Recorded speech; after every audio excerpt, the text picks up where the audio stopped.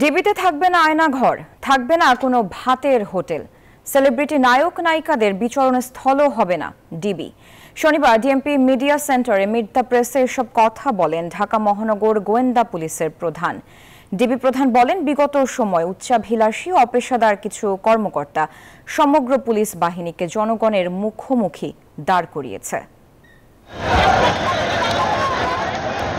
জুলাইয়ে ছাত্র জনতার আন্দোলন দমাতে গ্রেফতার ও গুলি চালানোর ঘটনায় ব্যাপক সমালোচনার মুখে পড়ে ঢাকা মহানগর গোয়েন্দা পুলিশ।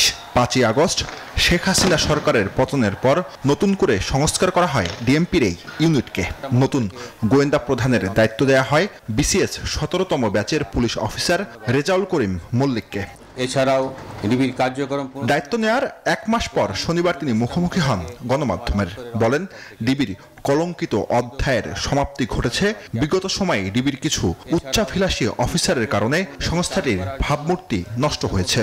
স্পষ্টভাবে বলতে চাই, ঢাকা মহানগর গোয়েন্দা অফিসে আর কোনো আয়নাঘর থাকবে না। এখানে কোনো নায়ক নায়িকা বা সেলিব্রিটিদের সময় কাটানোর এনজিওর কিস্তি প্রথমবার বিকাশ পেমেন্ট করলেই 20 টাকা ইনস্ট্যান্ট ক্যাশব্যাক জায়গা হবে না। থাকবে না কোনো ভাতের হোটেল। ডিবির কোনো কর্মকর্তা অপরাধ করলে তাদেরকেও ছাড় দেয়া হবে না বলেও হুঁশিয়ারি দেন মহানগর গোয়েন্দা প্রধান। আমি আপনাদের নিশ্চয়তা দিচ্ছি, ডিবির কোনো সদস্য যদি কোনো ধরনের অনৈতিক ও অপেশাদার কর্মকাণ্ডের সাথে যুক্ত হন, তাদেরকেও বিন্দুমাত্র ছাড় দেওয়া হবে না।